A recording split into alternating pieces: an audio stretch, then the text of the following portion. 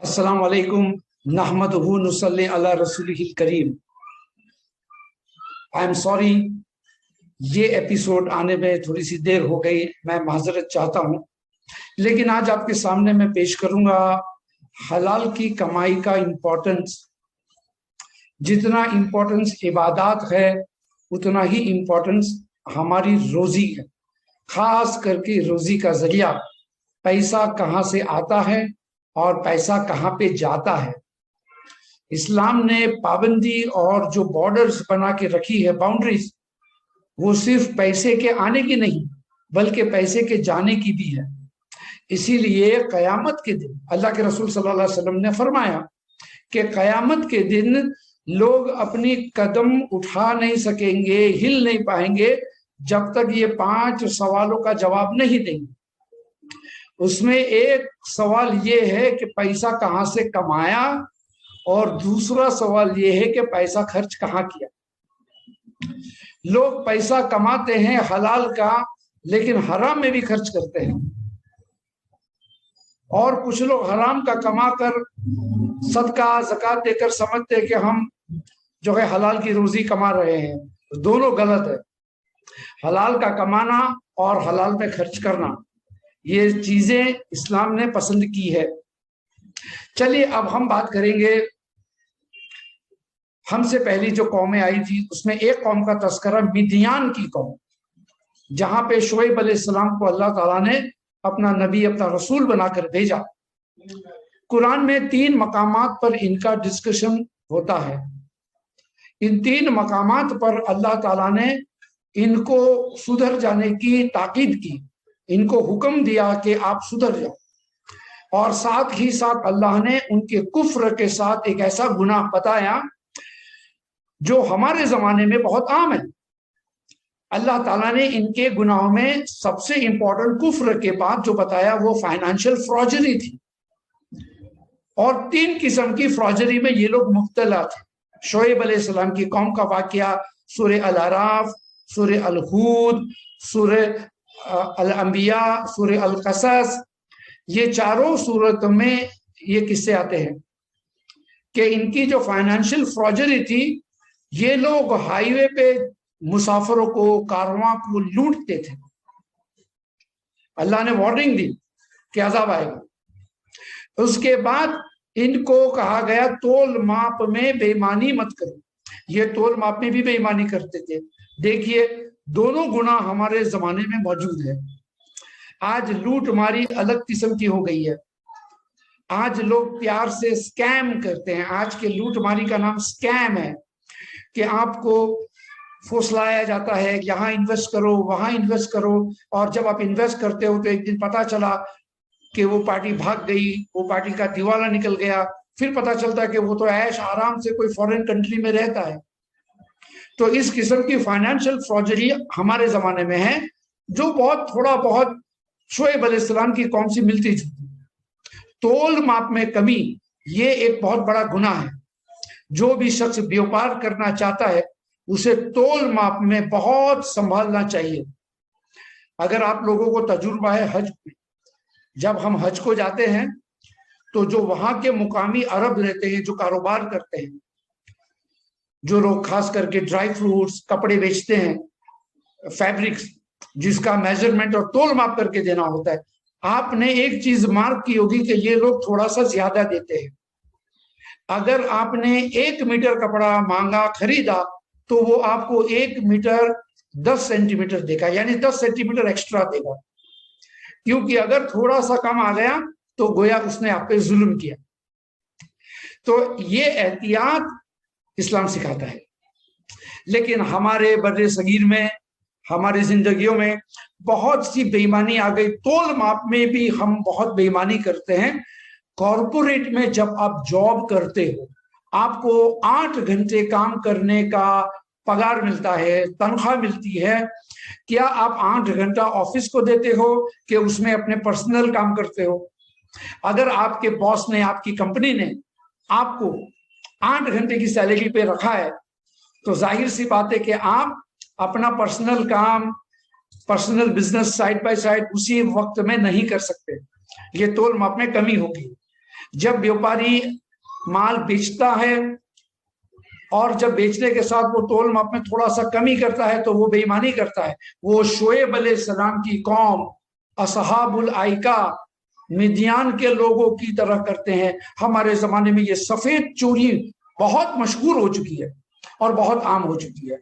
لوگ اب اس کو برا سمجھتے ہی نہیں. بہنوں کو وراثت نہیں دیتے ہیں کما کما کر.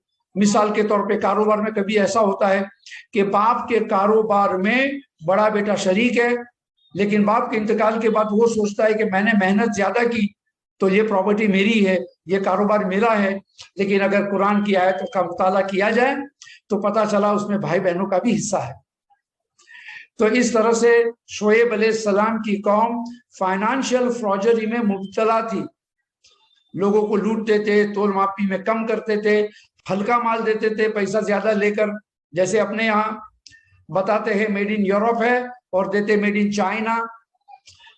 فیس بک پہ بھی میں دیکھتا ہوں بہت ساری کمپنیاں مال بیچتی ہے، یورپین ماڈلز، یورپین کپڑے دکھاتے ہیں، اور پھر جب مال گھر پہ آتا ہے خریدتے ہم مہنگے بھاؤ سے تو پتہ چلتا ہے کہ یہ تو ایک دم آرڈنری کپڑا ہے.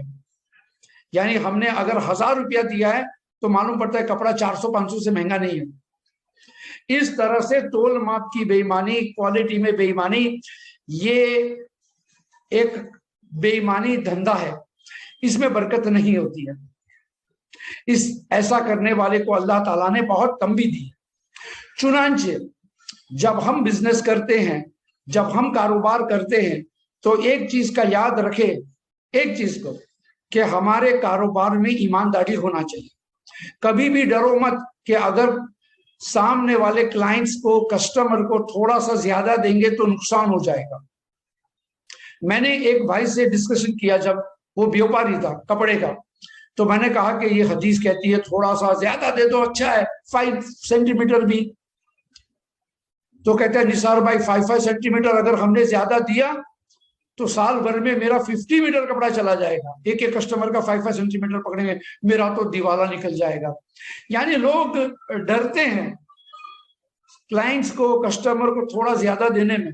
اتنے لالچی ہو چکے ہیں ہم کہ ہم کو 1 روپے کا منافع بھی چھوڑنا نہیں ہے.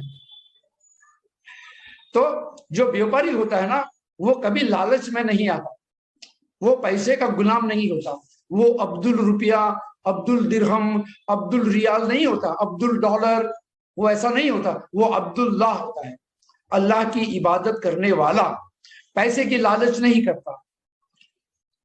تو شعیب علیہ السلام کی قوم کا واقعہ اللہ نے کئی مقامات پر پیش کیا ہے، اور ان کے اوپر 3 قسم کے عذاب اللہ نے نازل کیے.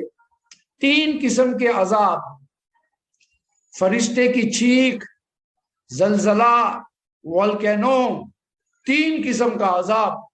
فرعون کو اللہ نے پانی میں ڈبو دی.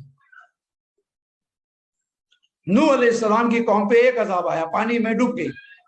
لیکن شعیب علیہ السلام کی قوم پہ 3 قسم کا عذاب آیا. اور کفر کے علاوہ ان کا گناہ تھا فائنانشل فراڈری. اگر آپ کاروبار کے گدی پہ بیٹھو گے تو آپ کو بھی بے ایمانی کرنے کے بار بار مواقع ملیں گے. میں آپ کو ابھی سے آگاہ کر دیتا ہوں کہ اگر ذرا بھی بے ایمانی کی آپ نے تو آپ کا بہت نقصان ہو سکتا ہے دنیا میں اور آخرت میں بھی. آپ پھر قرآن خوانی کروا لیں دکانوں میں، اور آپ کیا کیا کروا لیں گے، برکت نہیں ہوگی. برکت تجارت کے اندر، برکت کا اصول یہ ہے کہ آپ ایمانداری سے کریں اور گراہک کے ساتھ اچھا سلوک کریں. یہاں تک کہ آپ کے پارٹنر کے ساتھ بھی ایمانداری سے سلوک کرنا حلال روزی میں برکت کا سبب بنتا ہے. ہمارے پیارے رسول صلی اللہ علیہ وسلم نے فرمایا کہ جب 2 پارٹنر آپس میں ایمانداری سے کام کرتے ہیں تو ان کا تیسرا پارٹنر اللہ ہوتا ہے. یہ بڑی مشہور اور پیاری حدیث ہے کاروبار کے سلسلے میں. اسے بھی حافظ ابن حجر عسقلانی نے اپنی کتاب بلوغ المرام میں دیگر محدثوں کے حوالے سے پیش کیا.